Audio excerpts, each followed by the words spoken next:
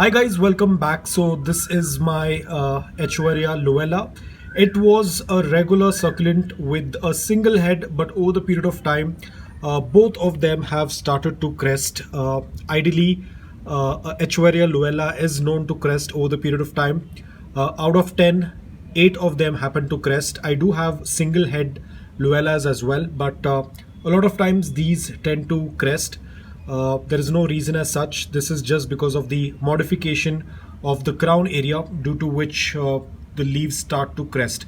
This is my Echeveria prolifica, a smaller one, and we have two of our Luellas that have turned like this. So a lot of people do love crested succulents.